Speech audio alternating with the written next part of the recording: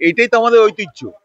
যে এলাকা সবাই দীঘাপাড়া বলে চেনে, দীঘাপাড়া বলে এই জায়গাটা চেনে, মিয়ারের পেটতলা। কোনো টোটো আসতে চায় না, কোনো গাড়ি আসতে চায় না, যে কোনো লোক আসলে বলে ভাড়া যাব না।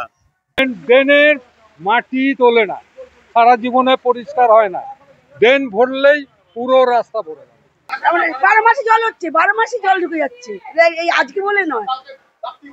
ভৌগোলিক অবস্থা ডিমের আকৃতি, ডিমের নিচে কিছু করা নেই। আমার 17 নম্বর ওয়ার্ডের ইঞ্জিনিয়ার বাগান, হ্যাঁ, এবং শিলবাগান, আর এই 16 নম্বর ওয়ার্ডের পীরতলা, এ কিছু করা সম্ভব না। This channel does not promote any violent, harmful, or illegal activities. All content provided by this channel is meant for an educational purpose only.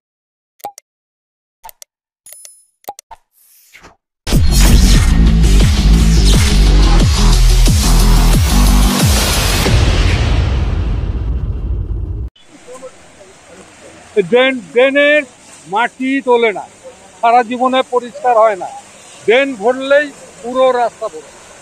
ড্রেনের সঙ্গে এই লাইনের যোগাযোগ আছে। হ্যাঁ, বাড়ির দেখুন ওই গলি ঘর ভর্তি জল, এই এত জল, এই যে এত জল।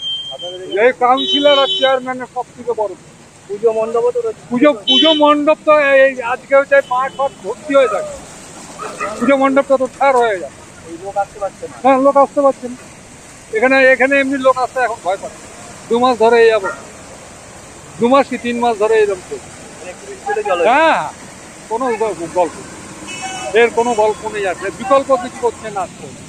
হ্যাঁ, কেন এরকম অবস্থা? 12 মাসে জল হচ্ছে, 12 মাসে জল ঢুকে যাচ্ছে, এই আজকে বলে নয়।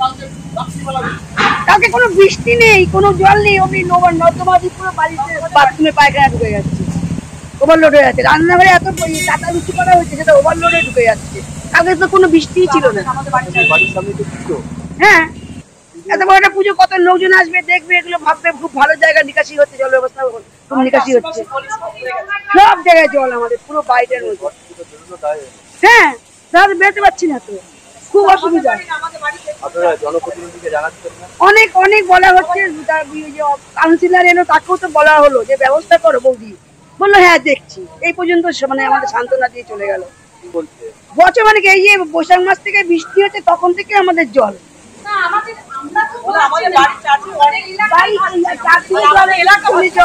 রাস্তায় জল, সব দিকেই জল হচ্ছে। যে আমাদের নিকাশি ব্যবস্থাটা করে দিও, জায়গা তো নিচু অনেক জায়গায় আছে, তার কাছে ব্যবস্থা হয়েছে, আমাদের এখানে কোনো ব্যবস্থাই হচ্ছে না। এইটাই তো আমাদের ঐতিহ্য। যে এলাকা সবাই দীঘাপাড়া বলে চেনে, দীঘাপাড়া বলে এই জায়গাটা চেনে, মিয়ারের পেটতলা। কোনো টোটো আসতে চায় না, কোনো গাড়ি আসতে চায় না, যে কোনো লোক আসতে বলে ভাড়া যাব না। এটা একটা ঐতিহ্য না? কি মনে হয়?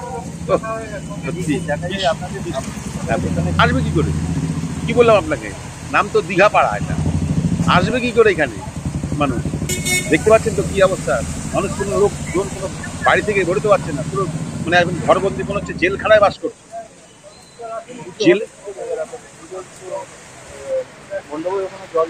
হ্যাঁ বলছি তো, ঠিক এই পুজোর সময় আমি দেখেছি, মানে যাও এমন সময় কোনো কাজকর্ম হয়, পুজোর সময় দেখি কোনো কাজ করে, কোনো ড্রেন নিকাশির ব্যবস্থা কোনো কিছু নেই এখানে।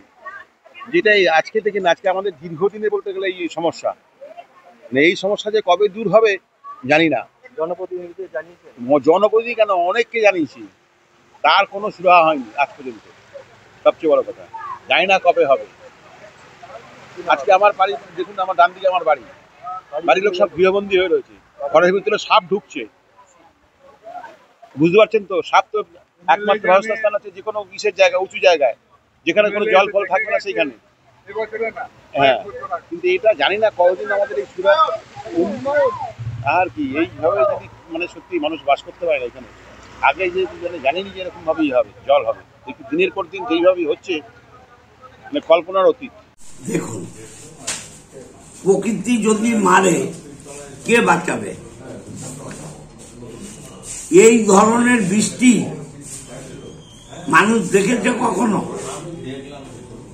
প্রতিদিন বৃষ্টি হচ্ছে, এবং যখন যেখানে হচ্ছে মানে বাঁধ ভাঙা বৃষ্টি হচ্ছে, এর সাথে কে কি করবে বলুন? কিন্তু আমরা এবং আমাদের পৌরসভার লেবাররা, পৌরসভার স্বাস্থ্য দপ্তর, আপনার পূর্ত দপ্তর তাদের সাধ্যমতো চেষ্টা করছে চেয়ারম্যানের সহযোগিতায়, কিন্তু প্রকৃতি আমাদের মারছে, কিছু করার নেই। আজকে প্রতিটা রাস্তা হয়ে যাওয়ার কথা, এবং আমরা রাস্তা ঘুরে ঘুরে, আমি এবং আমার পিডব্লিউডি সিআইসি সৌমিত্র ঘোষ, আমরা ঘুরে ঘুরে দেখছি কোথায় কি কাজ হচ্ছে।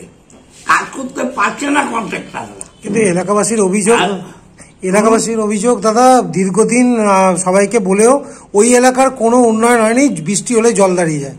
না না, এটা ঠিক নয়। ওই এলাকায় রাস্তাঘাট একটাও ছিল? সব আমি স্পেশাল ফান্ড এনে রাস্তা করেছি। যারা বলছে তারা ঠিক বলছে না। সমস্ত মাটির রাস্তা ছিল, সমস্ত আমি কংক্রিটের রাস্তা করেছি। এখন জায়গাটার ভৌগোলিক অবস্থা ডিমের আকৃতি, ডিমের নিচে, কিছু করা নেই। আমার 17 নম্বর ওয়ার্ডের ইঞ্জিনিয়ার বাগান, হ্যাঁ, এবং শিলবাগান, আর এই 16 নম্বর ওয়ার্ডের পীরতলা, এ কিছু করা সম্ভব না। তবুও আমরা চেষ্টা করছি জিটি রোডে দুটো জায়গা কালভার্ট করার।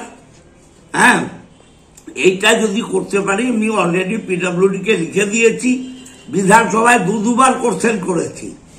হ্যাঁ, এই জিটি রোডের কাটিং দুটো যদি আমরা করে দিতে পারি, আমার 16 নম্বর, 15 নম্বর, 17 নম্বর এই ওয়ার্ডগুলো, 22 নম্বর এই ওয়ার্ডগুলো জল জমার হাত থেকে বাঁচবে। শুনুন, এই যে প্রাকৃতিক দুর্যোগ, এত বৃষ্টি, এ তো আমরা ভাবিনি, ভাবার অসাধ্য। কলকাতা প্রতিদিন জলের তলায় চলে যাচ্ছে। হ্যাঁ, আমাদের নিকাশি ব্যবস্থা বামফ্রন্টের সময় যেটা কেএমডিএ করে গেছিল, যে জলটা গঙ্গায় যাওয়া উচিত সেই জলটা গঙ্গায় না যেয়ে শহরে ঢুকছে। হ্যাঁ, অতএব এটা খোলনইতে বদলাতে হবে। আমাদের তো সবে 14 বছর হলো, বলুন, মানুষ আমাদের সাহায্য করুক, নিশ্চয়ই আমরা দেখব যে এই আজকাল তো উন্নয়ন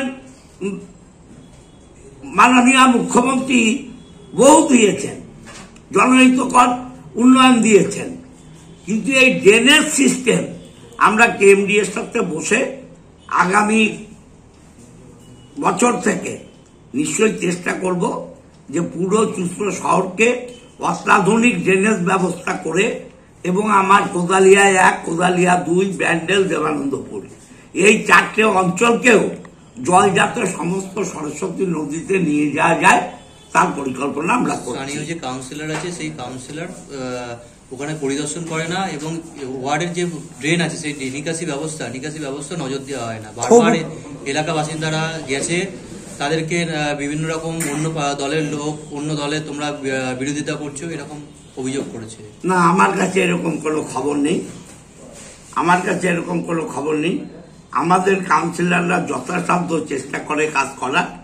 বাট আপনাকে তো বলছি, প্রকৃতি যদি মারে কাউন্সিলর কি করবে? দাদা, ডেঙ্গুতেও আক্রান্ত হচ্ছে মানুষ। হ্যাঁ, ডেঙ্গু হচ্ছে অনেক। আমরা সচেতনতার দিকে নজর দিয়েছি।